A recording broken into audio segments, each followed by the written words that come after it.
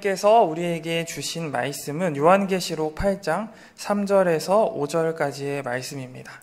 또 다른 천사가 와서 제단 곁에 서서 금향로를 가지고 많은 향을 받았으니 이는 모든 성도의 기도에 합하여 보좌 앞 금제단에 드리고자 함이라. 향연이 성도의 기도와 함께 천사의 손으로부터 하나님 앞으로 올라가는지라.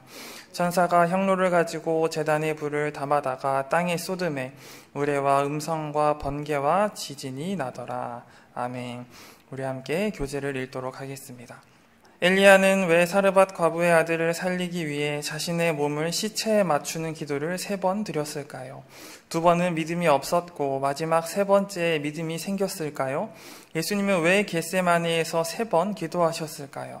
2번은 진심이 안 담기고 3번째에 진정으로 아버지의 원대로 하시라는 고백을 했기 때문일까요? 본문에는 천사가 성도, 곧 교회 공동체가 드리는 기도의 향연을 금향로에 받고 있는 장면이 나오고 있습니다. 그리고 그것이 차서 보좌 앞 금제단에 올려드리고 바로 그 향로에 제단을 불을 담아서 땅에 쏟자 그것이 번개처럼 내리꽂혀서 사탄의 세력을 파괴시키고 있습니다. 이 장면은 성도의 기도가 하나님께 상달되어 역사를 이끌어내기 위해서는 금향로의 분량을 채워야 한다는 사실을 보여줍니다.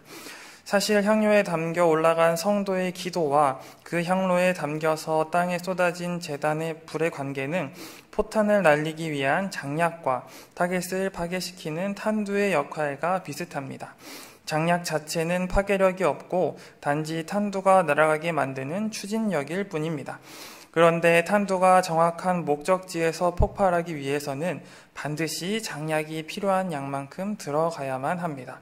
이와 마찬가지로 하나님의 불이 번개와 같은 역사를 일으키기 위해서는 우리의 기도의 분량이 차야만 하는 것입니다.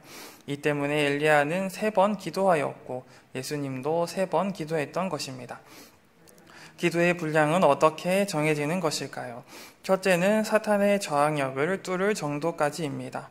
하나님은 다니엘이 기도한 첫날에 응답하셨지만 사탄의 저항을 뚫고 응답이 도착하기까지는 21일간의 기도가 필요했습니다.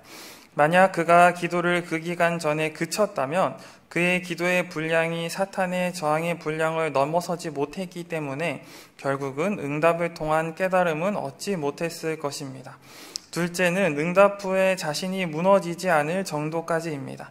하나님께 응답받고도 그것이 자기 그릇의 분량을 넘어서 스스로 쏟아버리는 사람이 너무나도 많습니다. 이 때문에 바울은 이렇게 근신하고 있습니다.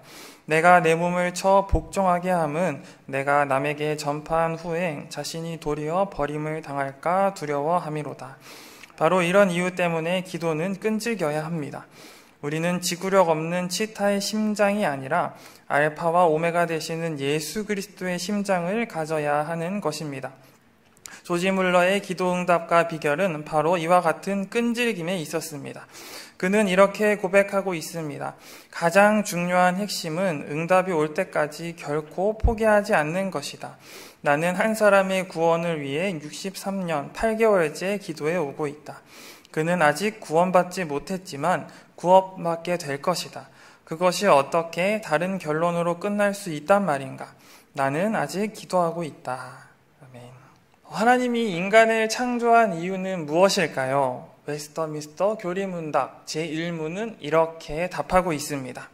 사람의 제일 되는 목적은 하나님을 영화롭게 하는 것과 영원토록 그를 즐거워하는 것이다. 아멘. 인간의 삶의 최고의 목적은 하나님을 영화롭게 하는 것입니다. 즉, 우리의 삶을 통해서 하나님께 영광 돌리는 삶을 사는 것, 이것이 바로 우리의 제일 되는 목적입니다. 그렇다면 우리가 하나님께 영광 돌리는 방법에는 어떤 것들이 있을까요? 하나님께 영광을 돌리는 삶, 그러한 방법들, 지금 이 시간에 말하기 힘들 정도로 너무나 많은 것이 있지만 오늘 이 시간에는 하나님께 영광 돌리는 방법 중 하나인 기도에 대해서 함께 살펴보려고 합니다. 저는 신대원을 다닐 때 이제 영성신학에 관심이 많았습니다. 그래서 영성신학 수업을 듣고 또한 이런저런 책도 많이 찾아서 읽었습니다. 그런데 이제 영성을 논할 때, 영성 신학을 논할 때 가장 중요한 것, 빠질 수 없는 것이 있는데요. 그것은 바로 기도입니다. 영성 신학자들은 기도를 영혼의 호흡이라고 표현합니다. 호흡은 삶을 살아갈 때 반드시 해야만 하는 행위입니다. 우리는 숨을 들이마시고 내뱉는 행위, 이것을 자연스럽게 의식하지 않아도 할 수 있기 때문에 그것의 소중함을 잊고 살아가지만, 우리가 잠시라도 호흡을 하지 못해서 우리 몸에 산소를 공급하지 못한다면 우리는 죽음을 맞이하게 됩니다. 그만큼 호흡은 우리에게 필수적이고 절대적인 요소입니다. 혹시 여러분들 물고기가 물 밖에 있는 모습을 관찰하신 적이 있으십니까? 물고기가 물 밖에 있는다고 해서 바로 죽는 것은 아닙니다. 물고기가 물 밖에 있어도 잠시 동안은 생존할 수 있습니다. 왜냐하면 자신의 몸속에 저장해 두었던 산소들이 충분히 있기 때문입니다. 그 작은 산소를 통해서 잠시 목숨을 유지할 수 있지만 물 밖에 있는 시간이 길어질수록 물고기는 산소가 부족해지고 결국에는 죽음을 맞이하게 됩니다. 기도는 영혼의 호흡입니다. 기도는 하나님의 자녀인 우리 그리스도인들이 하나님과 대화하는 호흡과 같은 그러한 역할을 합니다. 교회를 다닌다고 하더라도 기도하지 않는다면 그 사람은 영적으로 점차 죽어가게 됩니다. 잠시 동안 기도하지 않아도 잠시 동안은 별 문제가 없을 것입니다. 왜냐하면 그 사람의 몸속에 아주 작은 에너지가 있기 때문에 짧은 기간 동안은 기도하지 않는 사람, 기도하는 사람처럼 삶을 살아갈 수 있습니다. 하지만 기도하지 않는 사람은 하나님을 점차 잊어갑니다. 하나님과 멀어지게 됩니다. 그러면서 영적으로 죽음을 맞게 됩니다. 기도하지 않는 그리스도인은 자신의 삶 속에서 하나님을 기억하지 못합니다. 기도하지 않는 그리스도인은 자신의 삶 속에서 하나님을 나타내며 하나님의 영광 돌리는 삶을 살아내지 못합니다. 자신이 영적으로 죽어가고 있는지 자각하지 못한 채 서서히 죽어가게 됩니다. 그리스도인에게 기도가 중요하다는 것 누구나 다 알고 있습니다. 어린아이도 그것은 알고 있습니다. 하지만 이 기도, 우리가 너무나 중요하다는 것을 알고 있는 이 기도는 하늘과 이 땅을 이어주는 매개체이기 때문에 우리가 완벽하게 이해할 수는 없습니다. 이해할 수 있으나 여전히 신비의 영역으로 남아 있습니다. 우리가 이 기도를 이해할 수 있는 것은 오직 성경의 말씀을 통해서만이 기도는 이러한 것이다라고 우리는 알 수 있습니다. 그렇기 때문에 오늘 저와 여러분이 함께 읽은 이 본문, 기도의 비밀을 보여주는 본문이기 때문에 우리에게는 너무나 귀한 말씀이 됩니다. 오늘 본문의 3절을 보시면 또 다른 천사가 와서 제단 곁에 서서 금향로를 가지고 많은 향을 받았으니 라는 구절이 있습니다. 여기에서 많은 향, 이것이 무엇을 의미하시는지 아십니까? 향이 무엇을 의미하는지 알려면 요한계시록 5장 8절의 말씀을 읽어보면 알 수 있습니다. 제가 읽겠습니다. 그 두루마리를 취하심에 네 생물과 24장로들이 그 어린 양 앞에 엎드려 각각 검은 고와 향이 가득한 금 대접을 가졌으니 이 향은 성도의 기도드니라. 이 향은 성도의 기도, 바로 저와 여러분이 하나님께 드리는 기도를 말합니다. 그렇다면 우리가 하나님께 드리는 이 기도, 이 거룩하고 향기로운 냄새를 내는 그 향, 이 향은 어떻게 우리의 삶에서 역사하게 되는 것일까요? 이것은 이어지는 4절의 말씀에서 알 수 있습니다. 요한계시록 8장 4절의 말씀입니다. 향연이 성도의 기도와 함께 천사의 손으로부터 하나님 앞으로 올라가는지라. 우리가 하나님께 기도 드릴 때요, 우리의 기도는 하나님께 상달됩니다. 우리의 기도는 공중에서 사라지는 허무한 기도가 아니라 분명하게 하나님께 드려지는 아름다운 향기가 됩니다. 하나님께서는 우리가 드리는 모든 기도를 향기로운 기도로 기쁜 마음으로 연락받으십니다. 그렇기 때문에 하나님께서는 우리의 작은 신음에도 다 귀를 기울이시고 우리의 기도를 들어주시고 하나님의 선한 뜻대로 반드시 응답하여 주십니다. 오늘 이어지는 말씀 5절을 읽어보겠습니다. 천사가 향로를 가지고 제단에 불을 담아다가 땅에 쏟음에 우레와 음성과 번개와 지진이 나더라. 아멘. 하나님께서는 우리의 기도를 다 들으시고 우리의 기도를 통해 마지막 심판과 우리의 구원을 분명하게 이루신다고 오늘 본문 말씀은 증거하고 있습니다. 우리의 기도를 통해서 하나님의 뜻이 이 땅에 이루어진다는 사실, 우리는 이 사실을 기억해야 합니다. 신학자 토렌스는 이렇게 말합니다. 무엇이 세계를 움직이는 진정한 힘이며 무엇이 우리의 운명을 다스리는 열쇠를 쥐고 있는가? 바로 성도의 기도와 하나님의 불이다. 성도의 기도는 이 세상 어떤 세력보다 강하며 이것이 하나님의 불이 되어 땅에 쏟아 부어지는 것이다. 우리의 기도가 이루어지는 그때가 언제일지, 우리의 기도가 어떻게 이루어질지 우리는 알 수 없습니다. 예수님도 그것은 그때는 알 수 없다고 말씀하셨습니다.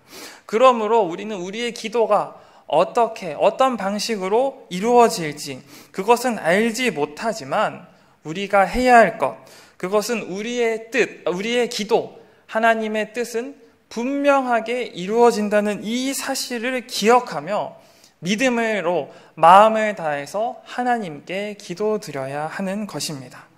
사랑하는 성도 여러분, 우리가 드리는 기도, 우리가 하나님께 드리는 기도는 힘이 있다는 사실을 기억하시기 바랍니다. 우리의 기도가 어떻게, 어떤 방식으로 이루어질지 그것은 알 수 없지만 우리의 기도는 하나님의 뜻대로 반드시 이루어진다는 것, 이 사실을 기억하시기 바랍니다. 이것을 분명하게 기억하시고 마음을 다해 하나님께 기도하는 데 힘쓰는 여러분들 되시기를 소망합니다. 교재의 질문을 보도록 하겠습니다. 첫 번째 질문입니다. 2번 혹은 3번 반복되는 기도가 필요한 이유는 무엇 때문입니까? 우리가 반복해서 2번, 3번, 4번 계속해서 기도를 해야 하는 이유는 바로 금향로의 분량을 채우기 위해서입니다. 성경에 등장하는 많은 믿음의 인물들의 기도를 보면요, 여러 번 기도해서 하나님의 응답을 받았다는 사실을 알 수 있습니다. 물론 어떠한 기도는 기도했을 때 바로 즉각적으로 응답을 받는 기도가 있습니다. 하지만 기도의 제목마다 바로 즉각적으로 응답받는 기도가 있고 여러 번 반복해서 기도에 응답받는 것이 있는 이유는 기도마다 분량이 정해져 있기 때문입니다. 우리는 단번에 우리의 기도를 응답받기 원합니다. 우리가 가지고 있는 이러한 생각은 매우 교만한 생각입니다. 왜냐하면 기도를 듣는 분도 이루어 주시는 분도 하나님인데 내가 이 기도의 제목은 이때쯤에 좀 빨리 응답받고 싶다 하는 것은 우리가 하나님과 동일한 위치에 놓고 생각하는 것이기 때문에 이러한 생각은 교만한 생각이 됩니다. 단번에 빠른 시일 내에 내가 원하는 때에 내가 원하는 방식으로 기도의 응답을 받으면 너무나 좋겠지만 이것은 교만한 생각이라는 것을 기억해야 합니다. 그렇기 때문에 우리는 그것이 어떠한 모습으로 어떠한 방식으로 이루어질지 알 수 없지만 하나님께서 들어주시고 반드시 응답하신다는 분명한 믿음을 가지고 우리의 기도의 분량을 채우며 끊임없이 기도해야 합니다. 2번째 질문입니다. 기도의 분량을 정하는 2가지 정도는 무엇입니까? 기도의 분량을 정하는 첫 번째는 이 사탄의 저항력을 뚫을 때까지입니다. 다니엘서 10장을 보시면 이 다니엘이 환상을 보는 장면을 기록하고 있습니다. 다니엘은 포로 해방 이후에 찾아온 극심한 혼란 때문에 하나님께 간절히 기도했습니다. 다니엘은 기도하면서 당장 하나님의 뜻을 듣지는 못했지만 좌절하지 않고 금식하며 더욱더 열을 내어 기도했습니다. 성경을 보면 21일이라는 시간이 지난 후에서야 가브리엘을 만나면서 다니엘은 그 응답을 들을 수 있었습니다. 그런데 가브리엘은 이렇게 말합니다. 너의 기도를 하나님께서는 첫날부터 들으셨고 응답하셨다. 그런데 내가 너한테 오기까지, 이 사탄을 뚫고 오는 데까지 21일이나 시간이 소요되었다. 다니엘은 하나님께서 반드시 자신의 기도를 들어주시고 응답해 주실 것이라는 분명한 믿음을 가지고 금식하며 기도했습니다. 바로 그 기도의 제목이 응답되지 않았지만 분명한 믿음을 가지고 그때가 언제인지는 모르지만 금식하면서 기도했습니다. 다니엘은 뜨겁게 금식하며 21일 동안 기도했을 때, 그렇게 그의 기도의 분량이 채워졌을 때 그는 하나님의 기도의 응답을 받을 수 있었습니다. 기도의 분량을 정하는 두 번째는 응답 후에 자신이 무너지지 않을 정도까지입니다. 하나님은 기도의 응답을 받은 성도들이 하나님과 더욱더 가까이 동행하며 하나님과 함께 하시기를 원하십니다. 하나님은 기도의 제목이 이루어진 후에 그 기도한 사람이 하나님과 멀어질 것을 뻔히 아시면서 기도를 이루어 주시는 어리석은 분은 아니십니다.